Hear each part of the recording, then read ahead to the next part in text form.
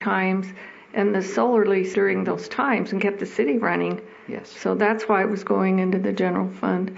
So we were able to keep functioning where a lot of municipalities went into debt and were laying off people and doing everything they could to survive. So it wasn't that they were willy-nilly we weren't paying attention to them. They were being used to keep our city afloat.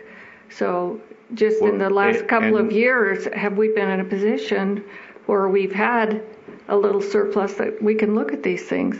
And I'm not saying that what you're suggesting isn't valuable or that we can't do it, but we weren't in a position that we could at that time. Well, I understand that, and I understand that the recession had a big impact.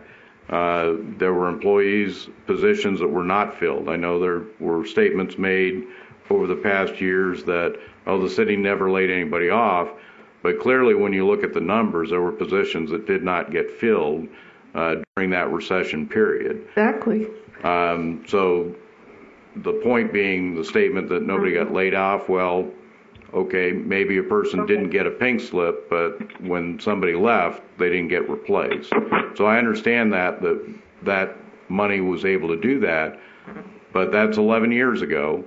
And over that course of time, these solar lease revenues have increased. They haven't been flat, they've increased. And the only thing we seem to be able to do with that money is charge the ratepayers more for their utilities, put new staff on, and again, there just doesn't seem to be a way to get that money to work for the citizens here with the way we're budgeting it now, which again is why I would like to see that solar lease money treated as a fund where we specifically target projects that we're going to do. We live off the money that every other city gets, which is our property taxes, the sales tax, that type of thing. We get this 30% dividend from these solar leases, and yet we never seem to be able to get that money to do things that lower rates for citizens here. I have a question for you, Diane. So our utility rates at this point, they just increase annually, 2.5%. The water and sewer rates are scheduled for that to take effect this July 1st, a 2.5% increase. The electric rates are only scheduled for that to happen next July 1st.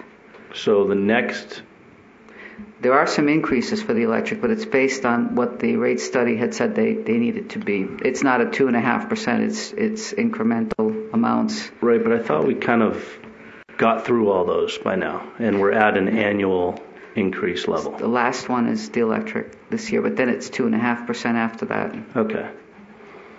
So typically, utilities do have an annual increase worked in. This is the problem we had coming up to this last utility rate study we did 4 years ago, and I first got on council, is, that's what we were looking at, is that we hadn't increased rates in 10 years, 8 years, and we had to make some hard choices to get us back to a level where we needed to be.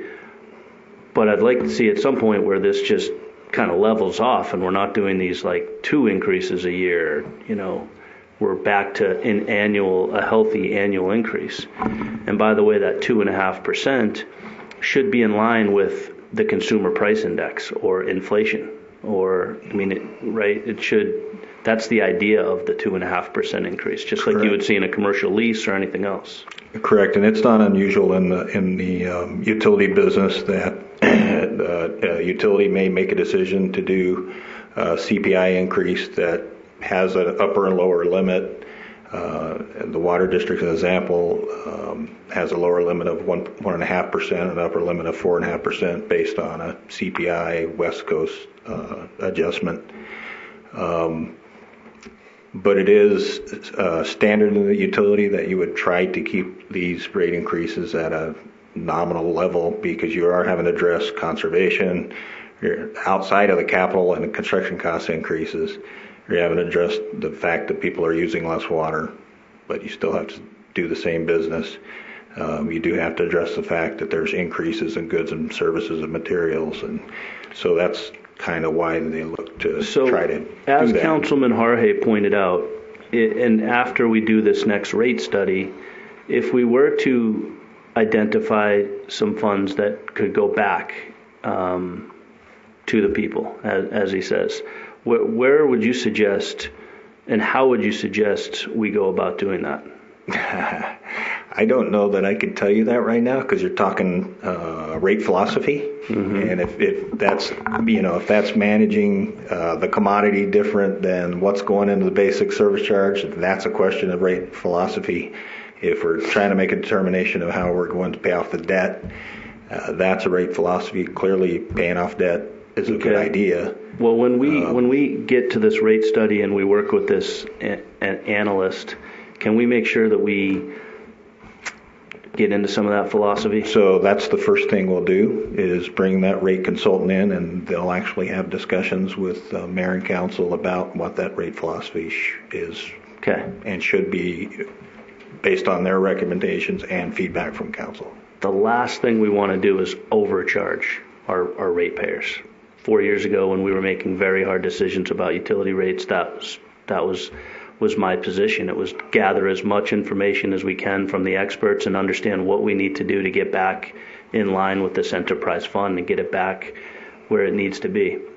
And we need to take the same approach in this next go around, is that we absolutely do not overcharge. At the same time, we have to be fiscally responsible in a way that we plan for our needs. So I think it's a very tricky balance. I think Councilman Harhe is onto some. I like the way he's thinking philosophically about this, and I didn't think it was philosophical, but now I see what you mean by that. But as we get into this next rate study, I want to look for ways to cut and to bring back and to rebate and to use words like that to get these things back where they need to be. I also don't look at the 2.5% every year as an utility rate increase. It's more of a consumer price index adjustment. Yes. We did do some increases though. 4 years ago we did, and I remember looking at these figures and really we had like 3 different options of how we were going to increase rates, A, B, and C, and we had to pick one.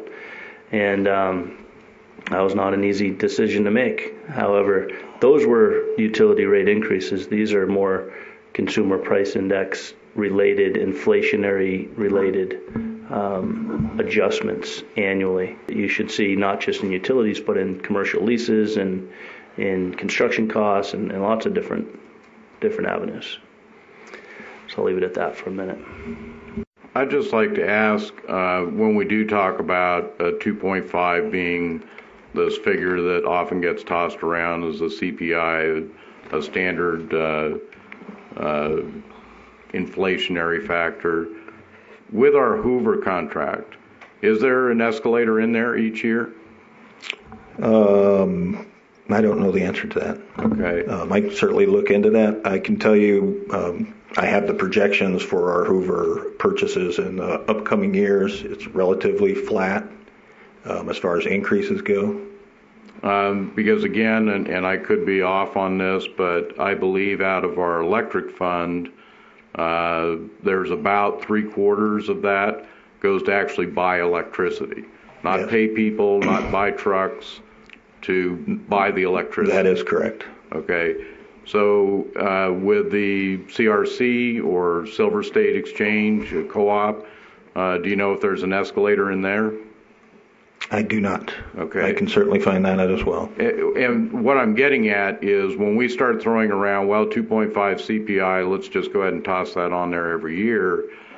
If 3/4 of our expenses are relatively fixed over a long period of time, then there is no 2.5% increase in that 3/4 of that cost. I will say this. So the utility fund's much different from the capital fund, obviously, because of the amount of capital, and that's different from the general fund because the capital is so much more significant than salaries.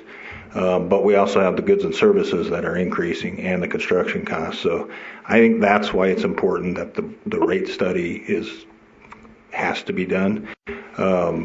I do think it does make sense to have some sort of nominal increase to offset those expenses. The Water Authority has nominal increases on our wholesale water charges. But I would have to look into what Hoover does. Well, again, the reason I'm trying to make this point is the 2.5 has apparently become written in stone, although inflation hasn't really been at that level for some time.